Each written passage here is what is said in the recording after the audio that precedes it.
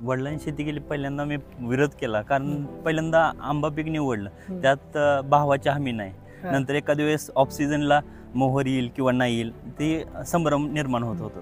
त्यावेळेस मग ठरवलं की पप्पांना म्हणजे विरोध केला होता सुरुवातीला, पण पप्पांनी त्यात समाधान व्यक्त केलं होतं, म्हणजे आनंद वाटत होता शेती करण्यात, म्हणून पप्पांना साथ द्यायचं ठरवलं नंतर. आणि त्या प्रमाणात जर हिशोब केला तर 10 टन माल होतोय माझा.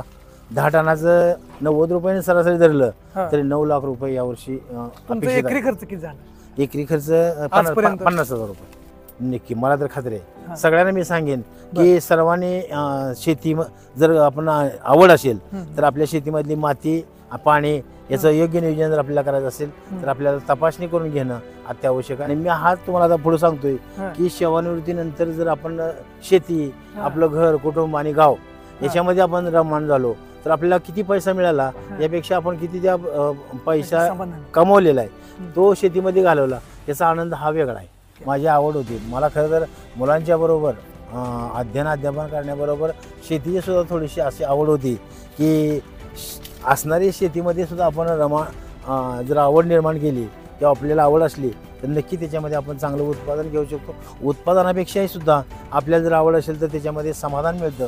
नमस्कार, प्रभात न्यूजमध्ये आपलं स्वागत आहे. अनेक आपण व्हिडिओ बघितले, याच्या अगोदर आपण दूध व्यवसायाचे व्हिडिओ असतील किंवा राजकीय व्हिडिओ असतील, मुलाखतीचे व्हिडिओ असतील. आज प्रथमतःच आपण शेतीमध्ये येऊन शेती उत्पादनात काय फायदा काय तोटा या विषयावरती आपण चर्चा करण्यासाठी आलेलो आहोत. पंढरपूर तालुक्यातील केसकरवाडी हे गाव. आज या गावामध्ये आपण अशा शेतकऱ्यांना भेटणार आहोत की जिथं आंब्याचं उत्पन्न त्यांनी आपल्या शेतीमध्ये केलेलं आहे. 3 एकर आंबा लावलेला आहे. ग्रामीण भागातील हे शेतकरी आहेत. आपल्या गोलाला जाणून घेणार आहोत. सर नमस्कार. नमस्कार. पहिल्यांदा सर आम्हाला ह्या क्षेत्रातली तुमची ओळख सांग.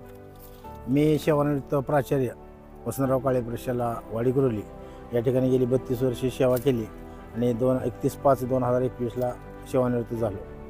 खरं तर सेवानिवृत्तीनंतर काय करावं हा विचार चालू असताना माझ्या मनामध्ये एक विचार आला की सेवानिवृत्तीनंतर आपल्याकडे असणारी 5 एकर शेती आणि या शेतीमध्ये जर आपण रमलो तर नक्कीच आपल्याला मुलांच्यापासून जो आनंद मिळत होता तोच आनंद या शेतीमध्ये सुद्धा मिळेल अशा प्रकारचा विश्वास निर्माण झाला आणि त्या पद्धतीने मी माझी तयारी केली.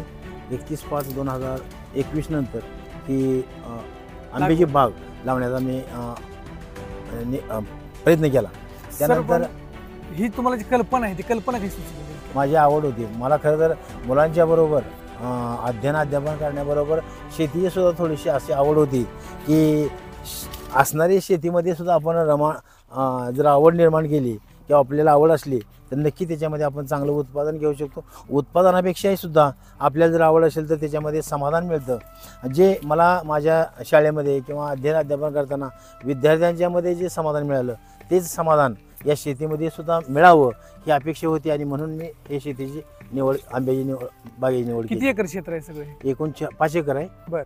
5 एकरामध्ये 3 एकर 10 गुंठ आंबा आहे, 1 एकर ऊस आहे. 3 एकर 10 गुंठे तुम्ही म्हणताय. ह्या 3 एकर 10 गुंठ्यामध्ये किती रोपाला लागवड? 1000 रोपं लावली. 1000. अंतर किती ह्याचं? 10x10. 10x10 अंतर. हे 10x10 अंतर आहे का? हा, 10. ह्याचा एक स्क्वेअर तयार झालेला आहे. स्क्वेअर. ह्यातली किती झाडं अशी ही झाली खराब झाली? खराब झालीच नाहीत. कशामुळे? कारण हे रान आहे. मी रानामध्ये काय केलं, JCBनं खड्डी घेतली. बरं. आणि JCBनं खड्डी घेतल्यामुळं रान पोकळ झालं आणि पोकळ झाल्यामुळे जे लागण करताना मी 7 जूनला गेली आणि त्या वर्षी पाऊस पडल्यामुळं 2021ला अतिशय उत्कृष्टपणे रोपांची उगवण क्षमता चांगली आली आणि त्यामुळे रोपं चांगल्या प्रकारे आता ही व्हरायटी कुठली ह्या झाडांची? केशर. केशर. सगळा केशर आहे? पूर्ण केशर. 1000 झाडांची 1000 झाडं केशर. आता ह्याचं उत्पन्न किती दिवसात चालू होईल? साधारणपणे 3 वर्षानंतर हे आता उत्पन्न तुम्हाला दिसतंय. तारीख किती मला ह्याची तुम्ही? 7 जून 2021.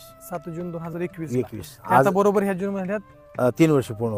3 वर्ष. हे तर आपल्याला तर फळ लागलं सगळं दिसतं या ठिकाणी. फळाची बी मात्रा जास्त दिसते एकदम. असं हे फळ आपण बघतोय सगळे आंबे आहेत. तिथंच 10-20 आंबे आहेत.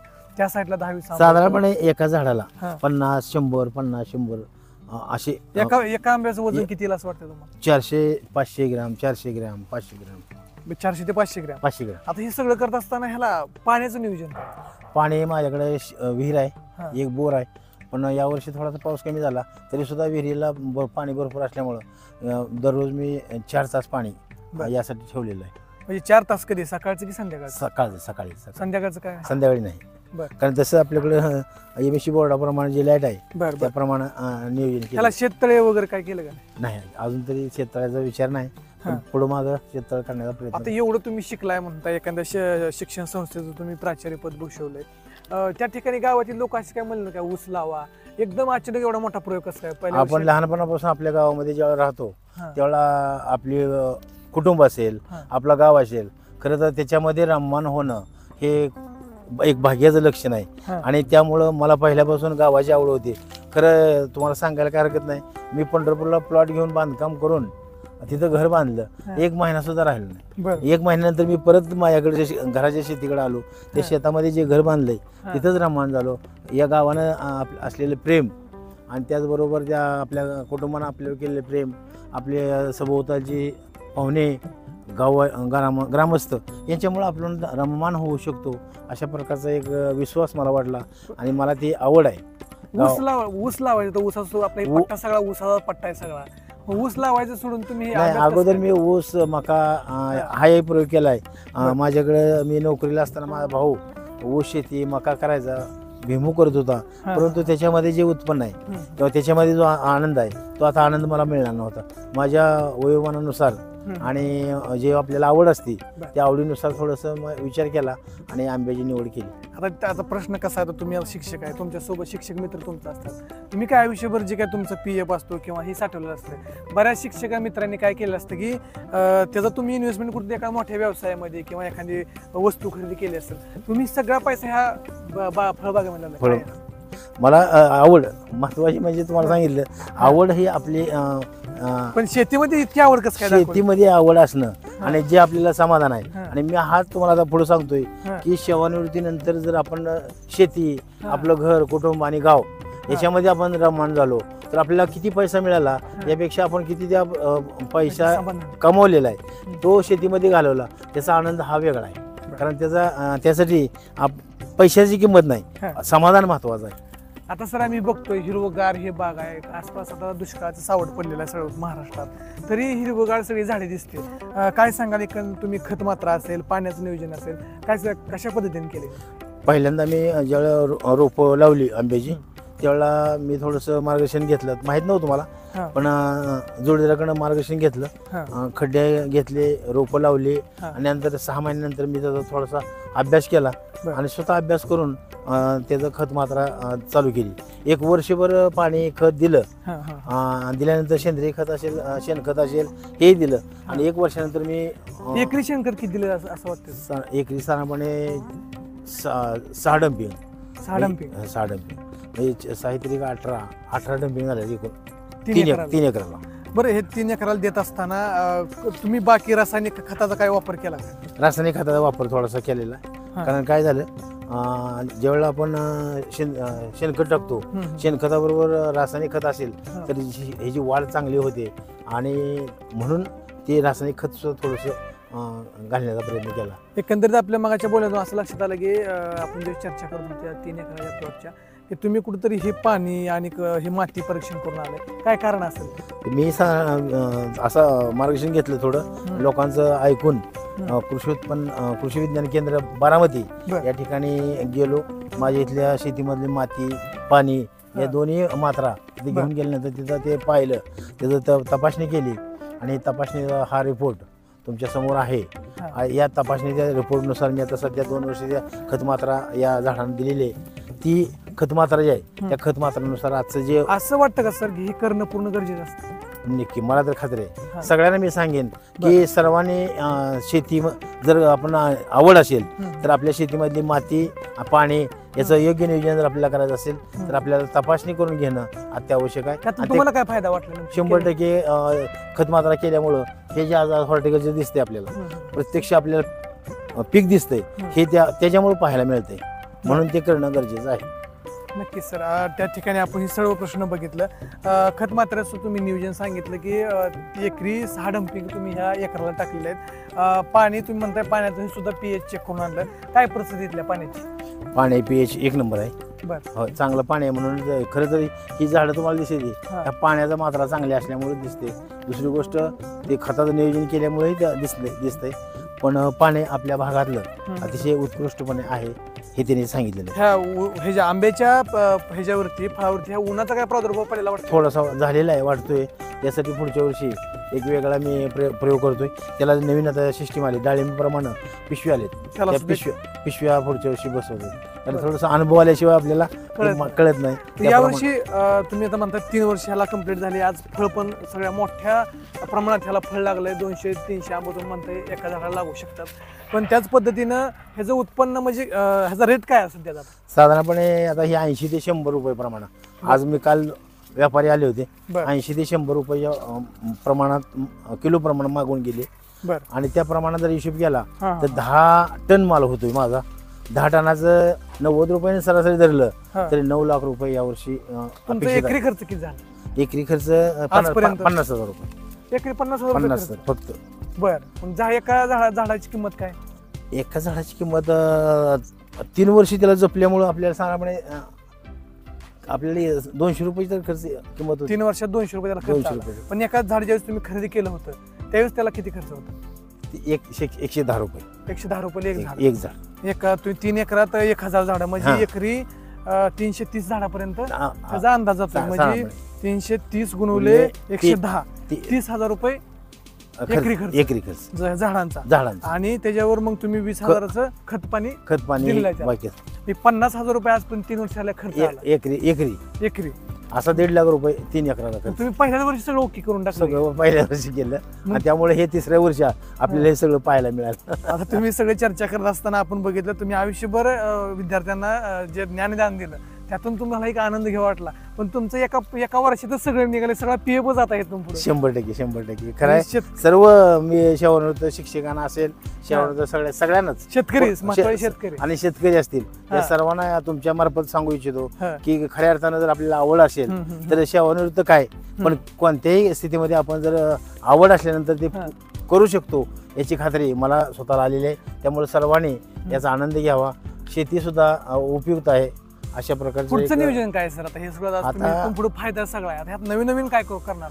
आता याच्यामध्ये जो बदल आहे तो आता जे खत मात्र आहे त्याच्यामध्ये थोडासा बदल करून पुन्हा एकदा विज्ञान केंद्रामध्ये कृषी केंद्रामध्ये जाऊन 3 वर्षापूर्वी केलं होतं. 3 वर्षापूर्वी आता अजून करायचं? अजून एकदा 3 वर्षानंतर एकदा करावं लागतं.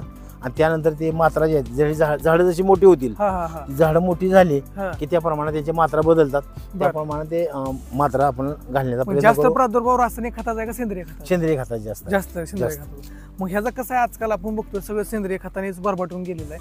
मग त्यातून तुम्ही जर जास्त जेवढं सेंद्रिय खताचा मात्राला द्याल तेवढा रेट बी जास्त असेल? 100% रेट जास्त मिळतो. कारण ते कसं रासायनिक खतामुळे शरीरावरती अनेक परिणाम होत चाललेला. आता जो माल तुम्ही जर पाहिला तर सगळा एक्सपोर्ट माल आहे. आता मला काय यायला कळत नव्हतं. काल व्यापारी म्हणले तुमचा माल एक्सपोर्ट सगळा आलेला आहे, तुम्ही काय केलं, म्हणून मी ते तुम्हाला सांगितलं. आता आपण हे बघितलं हे जे ऍक्च्युअल मध्ये आता सगळ्यात महत्वाचं असतं. ऊस म्हणलं की आपल्याला कारखानदारी क्षेत्र आहे, तिथे काय लय कुठे बघायची गरज नाही. मका असेल तर कुठेतरी आपल्या भांड्याचं दुकान असते, ते काय असते ते. त्याच पद्धतीने आता हे जर मार्केट तुम्ही कुठे शोधले? मार्केट शोधावं लागतंय थोडस. काही वेळेला लोक सुद्धा शोधून येतात. त्या प्रमाणात व्यापारी आपल्याकडे येतात आणि त्या एकमेकाच्या सानिध्यानं आपल्याला ते व्यापारी कळतात आणि त्या पद्धतीने व्यापार चोरस असते का तुम्हाला वाटतं? 100% जर दराची आहे. बरं, आता ते आपण सगळं बघतोय. हे सगळ्या गोष्टी तुम्ही आम्हाला सांगितल्या. बारामतीला गेला तुम्ही, माती परीक्षण केलं, पाणी परीक्षण केलं. हे सगळं करत असताना तुम्हाला ह्या गोष्टीला मार्गदर्शन पाहिजे असतं. जसं एखादा विद्यार्थी शिक्षक गुरु असतात, तसं यामध्ये तुमचं मार्गदर्शन कोणी केलं? माझी तर स्वतःची आवड. मी माझा मार्गदर्शक, पण माझा मुलगा BSc ॲग्री असल्यामुळं, MSc ॲग्री असल्यामुळं मुलाचंही मला मार्गदर्शन लाभलं आणि त्याचा फायदा मला या आंबा पिकासाठी. पहिल्याच उत्पन्न 9 लाखाचं एवढं भरघोस उत्पन्न केलं, त्यामुळे तुम्ही त्या मार्गदर्शनाखाली एकदम सक्सेसफुल झालाय. असं वाटतं का आता सगळ्यांना, शेतकऱ्यांना असं सगळ्यांना सांगावं की ह्या कुठेतरी एकत्रित शेती ऊस करण्यापेक्षा कुठेतरी आंबा असेल, लिंबू असेल, असे शेतकरी वळलं पाहिजे? मी 100% सगळ्या शेतकऱ्यांना सांगेन की असं 1-2-4 अशी गट शेती आपण ज्याला म्हणतो ग्रुप शेती, गट शेती करून गट शेती मार्फत आपण जर 4-5 जणांचे असे ग्रुप केले तर 100% याचा आपल्याला फायदा होतो. फळबागामध्ये आंबाच लावा असं काय नाही, कोणत्याही फळबागामध्ये जर आपण निर्मिती केली, फक्त महत्वाचं तुम्हाला ते सांगतोय की आवड पाहिजे.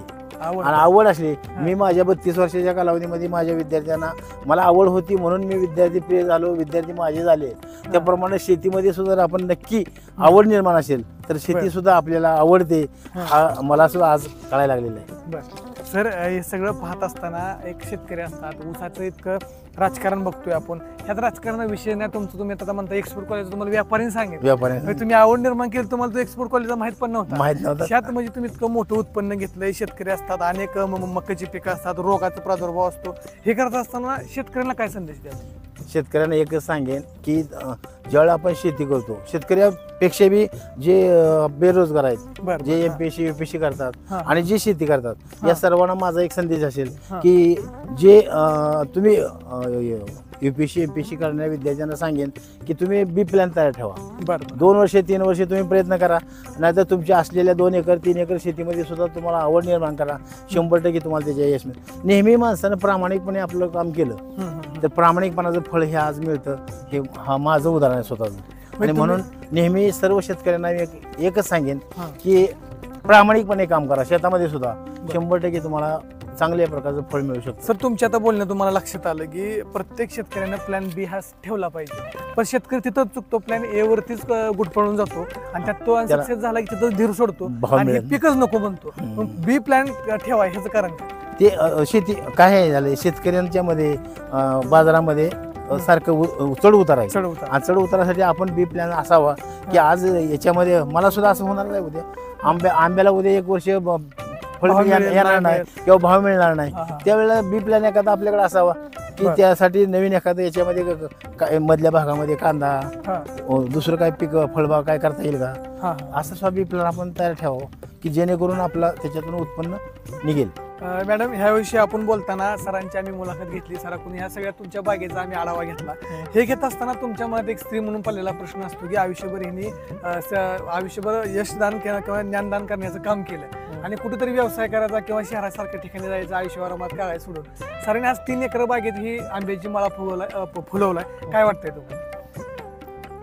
आंब्याची बाग फुलवलं हे चांगलंच आहे आणि त्यांचं शेती म्हणजे रिटायर झाल्यामुळे एक त्यांना रमावून कुठल्या तरी गोष्टीत म्हणून त्यांनी हे केले. ह्याला तुम्ही स्वागत केलं की ह्याला विरोध केला? स्वागत केलं. कसं काय स्वागत करताय? म्हणतात तुम्हाला आता इथं आंबा करावं लागणार, कुठेतरी ह्या वयात फिरायला जायचं सोडून तुम्हाला राहणारच मग आता कसरत करावं लागणार. तर हे कार्य शेतीचं शेतामध्ये आंब्याची बाग लावण्यास त्यांना आनंदही वाटत होता आणि त्याच्यामध्ये त्यांचं रमावणही होत होते. त्यामुळे मी त्यांना पाठिंबा दिला आणि त्या शेती करण्यास सुद्धा खूपच समाधान आहे. नक्कीच आपण पाहिलं की सरांच्या पाठीमागे सुद्धा त्यांच्या घरच्यांनी बाकी सगळी चुकं साईडला ठेवून कुठेतरी सरांना सपोर्ट दिलं, ह्या शेतीमध्ये कुठं समाधान मिळतंय अशी त्या ठिकाणी भावना बघतोय. आणि त्या ठिकाणी सरांची मुलाखत बघितली, सगळी माहिती सुद्धा बघितली. आपण पुढे सुद्धा त्यांची माहिती बघणार आहोत. त्याच्या अगोदर त्यांच्या घरच्यांना असणारा जो पाठिंबा असतो तो मुलाचा. आपल्यासोबत त्यांचा मुलगा स्वप्नील आहे. स्वप्नील, नमस्कार, तुझं न्यूजमध्ये स्वागत आहे. त्या ठिकाणी सांगा आम्हाला, ज्यावेळेस तू वडिलांनी जेवढे कमाई करून किंवा त्यांचा PF साठवून हे सगळं केलं असतं, कुठेतरी शहराच्या ठिकाणी जावं, प्लॉट घ्यावा, तिथं आरामशीर राहावं, एखादा व्यवसाय निर्माण करावा, काय तुझी भावना होती आज शेती केल्यानंतर? वडिलांनी शेती केली पहिल्यांदा मी विरोध केला, कारण पहिल्यांदा आंबा पीक निवडलं, त्यात भावाची हमी नाही. नंतर एखाद्या वेळेस ऑफ सीझनला मोहर येईल किंवा नाही येईल, ते संभ्रम निर्माण होत होतं. त्यावेळेस मग ठरवलं की पप्पांना म्हणजे विरोध केला सुरुवातीला, पण पप्पांनी त्यात समाधान व्यक्त केलं, म्हणजे आनंद वाटत होता शेती करण्यात, म्हणून पप्पांना साथ द्यायचं ठरवलं. नंतर मम्मींचं सहकार्य होतंच, त्यात माझं सहकार्य लाभलं, त्यामुळे आम्ही उत्साहानं ही बाग निर्माण केली. पण ह्यात तू आता BS वगैरे केलेली आहे, तुला ह्यातली पूर्ण शाश्वती होती की शेतीमध्ये किती उत्पन्न असतं, खत मात्र्याचं काय नियोजन असतं, हे करत असताना वडील यात यशस्वी होऊ शकतात असं वाटलं? नाही, नक्कीच. कारण काय माहिती आहे का, पप्पांचं पहिल्यापासून एखादी गोष्ट ठरवली ते पूर्ण करतात. मग ती किती पण अडचणी, किती संकट आली ना, पप्पा पूर्ण करत असतात. हे पहिल्यापासून मी लहानपणापासूनच मी बघत आलोय आणि अनुभवत पण आलोय. म्हणजे प्रश्न काय विचारायचा, कारण तू BS वगैरे करतो, तुम्ही शेतकऱ्यांना कन्सल्टिंग करत असता की असं करा तसं करा. आज तुला मार्गदर्शन वडिलांनाच करायचं आहे, तर तुला खरी परिस्थिती माहीत असते ग्राउंड लेवलची की आंबा पीक असेल, ऊस असेल, मका असेल, ह्या सक्सेस किती टक्के होतं. मग त्या पार्श्वभूमीवर तुला हा प्रश्न विचारला. त्या ठिकाणी तुम्ही आहात, ज्यावेळेस स्वप्नीलच्या लग्नाचा टायमिंग असतो, तुम्हाला सांगितलं होतं की आमच्या घरचं वातावरण सगळं चांगलं आहे आणि कुठं सासरे बुवा कुठं रिटायरमेंटच्या वेळेस शहरात जाऊन राहायचं, ते इथंच कुठं शेती करायला काय वाटतं? मला वाटत होतं सासू सासऱ्यांनी रिटायरमेंट नंतर निवांत राहावं. पण त्यांना आता रमायचं असेल एका कामामध्ये तर मग त्यांनी आंब्याचं पीक घेण्याचा निर्णय घेतला. मग त्यात यांची पण साथ लाभली त्यांना, कोणाचाही नकार नव्हता. मग त्यांचा जो आनंद आहे त्यातच आमचा आनंद. नक्कीच या ठिकाणी आपण बघतोय ह्या व्हिडिओमध्ये ह्या दोघांना घ्यायचं कारण सुद्धा काय की 3 एकरावरती आंब्याची बाग लावली. त्या ठिकाणी कष्ट कोणतीही गोष्ट असू द्या तर ती शेती नंतर कष्ट या आधी आणि नंतर बाकीचा रिझल्ट असतो तो. स्वप्नीला आपण बोलवलं, त्यांनी शेती व्यवसाय शेती करण्यासाठी त्याला बेस वगैरे त्यांनी बनवलं होतं, त्याची भूमिका सुद्धा आपण त्या ठिकाणी जाणून घेतली. सरांकडून आपण पुढील व्हिडिओ जाणून घेऊया. शेतकऱ्यांनो, ह्या व्हिडिओ तुम्हाला दाखवण्याचं कारण सुद्धा की एक शिक्षक आहेत, त्यांनी आयुष्यभर आपल्या विद्यार्थ्यांना ज्ञानदानाचं काम केलं आणि ते करत असताना ज्यावेळेस सेवानिवृत्ती 2021ला झाले, कुठेतरी एखादा मोठा व्यवसाय तयार करून आपल्या पाल्यासाठी काहीतरी एखादा पुढं ऑपॉर्च्युनिटी तयार करायचं सोडून सरांनी कुठेतरी शेतीत आवड दाखवली. म्हणूनच आम्ही सर तुमची खास मुलाखत घ्यायला या ठिकाणी आलोय. त्यात आम्हाला सुद्धा लक्षात आलं की छोट्याशा शेती किंवा तर 3-4 एकर आपल्याला शेती असेल, आपण काहीतरी एखादी करू शकतोय किंवा करायची इच्छा असेल तर आंब्यासारखी शेती आपण त्या ठिकाणी लावू शकतो. आज आपण बघतो की 3 एकरात 1000 रोपांची त्या ठिकाणी लागवड केलेली आहे. एका रोपाची किंमत 110 रुपये, तर त्या रोपाला खर्च त्या ठिकाणी सरांनी सांगितलं 30,000 रुपये त्या एकरी रोपाला खर्च आला आणि 20,000 रुपये वरच्या त्या खर्चावरती केलेल्या मात्रांचा खर्च दाखवला. त्यांनी त्या ठिकाणी बारामतीला जाऊन जो असेल मातीचं परीक्षण केलं, पाण्याचं pH चेक केला. हे खरं तर त्या ठिकाणी सर गरजेचं आहे. जसं की म्हणतो आपण एखादा लहान मुलगा असेल तर त्याच्यात काय कुवत आहे किंवा त्यात काय क्लू आहे हे बघूनच आधी त्याला पुढे शिक्षण घातलं पाहिजे. म्हणजे तुम्ही ती कुठेतरी क्लू त्याचा विचारात घेता, त्याचं माती परीक्षण असेल, पाणी परीक्षण असेल, हे केलं. नक्कीच सर तुम्ही जे पहिल्या विद्यार्थ्याला काय घडलं असेल तर शेतीला तुम्ही विद्यार्थी मांडले आणि त्या ठिकाणी त्यातून त्याला एक वेगळंच त्याला यश त्या ठिकाणी द्यायचा प्रयत्न केला. आपण एकंदरीत बघत असताना याला फळ सुद्धा भरपूर आहे. आपण आंब्याचं बघतोय, केशर हा आंबा आहे. सगळं असं डौलदार ही 3 एकराची बाग आपल्याला त्या ठिकाणी दिसते.